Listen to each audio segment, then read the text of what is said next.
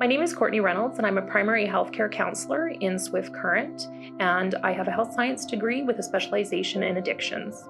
Addiction is complex. People with addiction struggle with a lot of discrimination and judgment from others, and that's often a barrier for them reaching out for help. Most people who struggle with addictions are hurting deeply. They've suffered from loss, from abuse, from broken families, from a lot of trauma, and oftentimes they're just looking for a way to fill that void. Most people know someone who's affected by addiction, and struggling with addiction or loving someone struggling with addiction is devastating.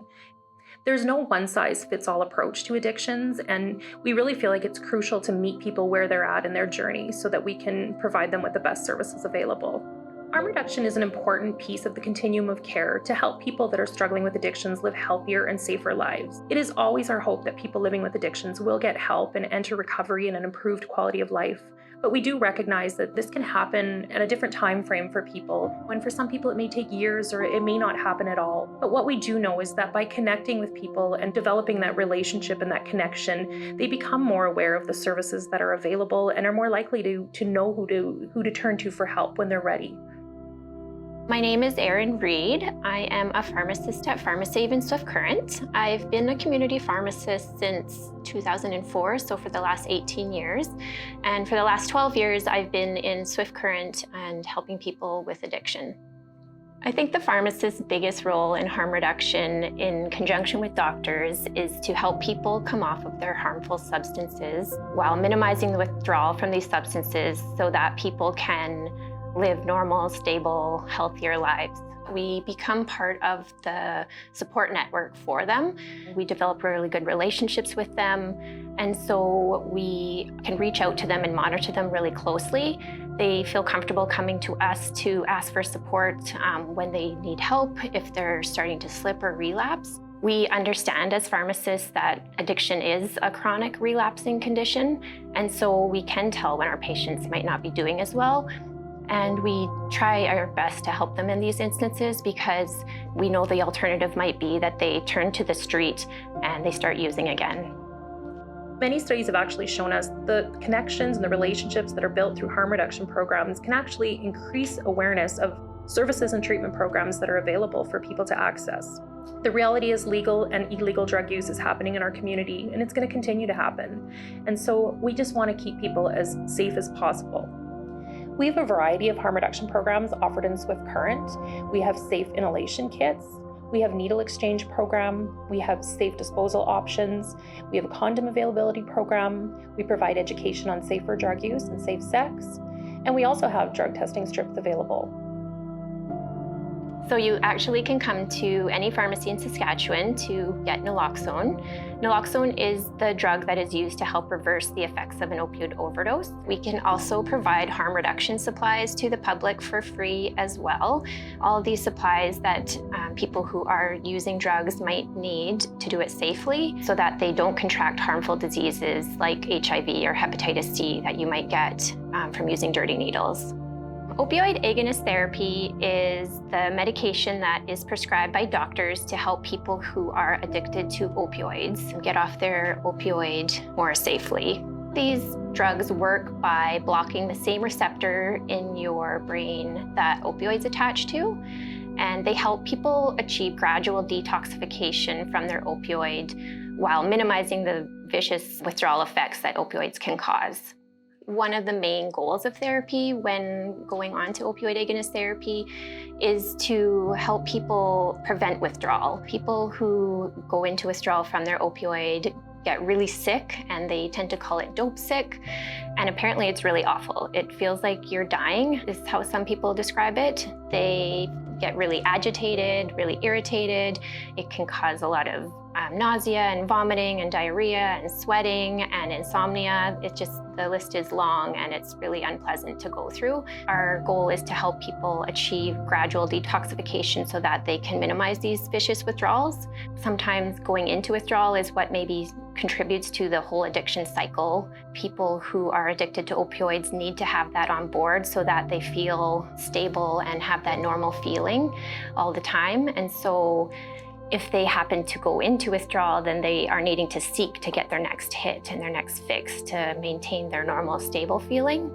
Therefore, the benefits of going on to an opioid agonist therapy is so that people don't have to seek drugs anymore. They can have access to this long-acting option that keeps them stable and feeling normal while preventing the withdrawal symptoms from their opioid. There's going to be a vending machine that is going to offer 24-hour access to harm reduction supplies. This is a good option for rural communities that don't have access to other harm reduction supplies or services. Individuals will get tokens from helping professionals that they'll use in the vending machines. Education and support will be available at the time of getting those tokens. Disposal boxes for used supplies will be located right next to the vending machine. This will help to encourage the safe disposal of used needles in our community.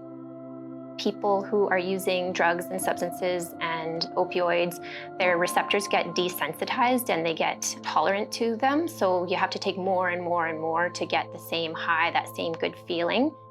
But on the flip side, it is also going to overload the receptors in the other part of the brain that's responsible for breathing. And so it can cause us to have a lower respiration rate and eventually can cause us to stop breathing, and that's how we overdose. A person who is overdosing often is unable to be woken up when stimulated. They might have cold and clammy skin. Their lips and nails might be blue due to the lack of oxygen that's circulating. They might just look like they're sleeping. They might be making snoring or gurgling noises. These are the two kits that you may see around that we often give out as part of the take-home naloxone kit program. The way it works is it bumps off the opioid in your body. So it replaces it with naloxone, it bumps off all the opioids in the receptors, and that's how it reverses the opioid overdose. It is really safe. It can be administered to anybody of any age. It can be administered to a pregnant woman if needed. It can be administered to a patient who has all sorts of medical conditions. You don't require a prescription for it. You can pick it up at different pharmacies or at different places that offer the take-home naloxone kit program for free. You can get it at emergency departments. To administer naloxone, it actually isn't very difficult either. I think people maybe get intimidated because the take-home naloxone kits are injectable naloxone.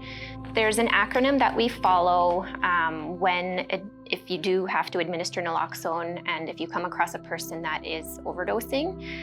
It is called SAVE ME. S stands for stimulate. So if you come across somebody who is unresponsive, you want to try to stimulate them by rubbing your knuckles on their sternum really hard. That will often wake anybody up. So if they're unresponsive to that, you want to move on to the second step. A stands for airways.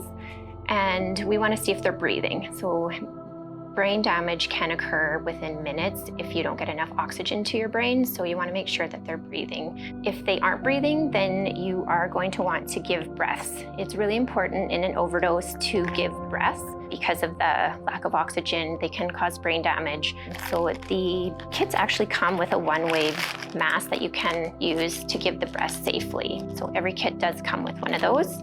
And then you're going to want to evaluate. Have they responded? Have they woken up? Are they breathing? If not, then you're going to prepare the naloxone for injection. So M stands for muscular injection of naloxone. It comes in little ampules and there's 3 per kit. So it comes with 3 syringes as well. And it also comes with alcohol swabs. If you happen to have a bare arm or a bare skin, then you can wipe the area clean. But if you don't, that's not a big deal. You can inject through clothing if needed, if it's a light clothing. So we are going to inject it into the arm, so into the deltoid muscle up here, or into the outer thigh, or you can inject it into the buttock as well. To prepare the naloxone, each little ampule, you want to swirl so that the liquid gets down to the bottom. You're going to then snap it open. They also come with little ampule breakers that you can attach on to help you snap open the naloxone. And then you're going to draw up all the liquid into your syringe. It's about 1 ml. And then you're going to squish out the little bit of extra air and then inject it into the meaty area of your arm, into the outer thigh, or into the butt. And then you're going to evaluate again. Did the person respond? It sometimes takes a few minutes. So if they have not responded, you can inject another dose of naloxone. So naloxone can be administered every 2 to 3 minutes during an overdose if you need to. And you would just reevaluate and keep giving breaths until the person responds or until you run out of naloxone. You are going to want to have called 911 as well. There is something called the Good Samaritan Act that protects people who are responding to overdoses from charges that might be laid against them due to drug possession, for example. So it is really important to get help on its way so that they can get taken to the emergency room and get taken care of properly. Depending on what the person has used, it sometimes takes 2, 3, maybe more doses of naloxone for them to be stimulated and woken up. Sometimes the drugs that they're on are really strong and they can go back into overdose after 20 minutes, even if they do wake up from the naloxone that was administered to them. So it's really important to call 911 and get help on its way. There are a number of services available for people who are wanting to make changes or get help for their addiction. Social detox is available at various locations across the province. People can self-refer, meaning that they can call the detox center themselves to get on the waiting list. At Detox, people can stay in a supported environment for up to 14 days to get through withdrawal symptoms, stabilize, and work with staff to develop a plan for next steps. Home-based detox is a new service available in Swift Current that is designed to help people to safely withdraw in their home with the help of home care and the addictions team. This approach allows for quicker access to detox services and eliminates the need to travel. It also helps people get connected to the supports that they need in their community. Connection to the program can be made through mental health and addiction intake or through your family doctor. There are inpatient and residential treatment centers for both adults and youth in Saskatchewan. Most centers require a referral to be completed by Addiction Services. Addiction Services also provides outpatient counseling and support. The take-home message with harm reduction is that it is just that. It's to help people reduce harm and to live healthier, more stable lives.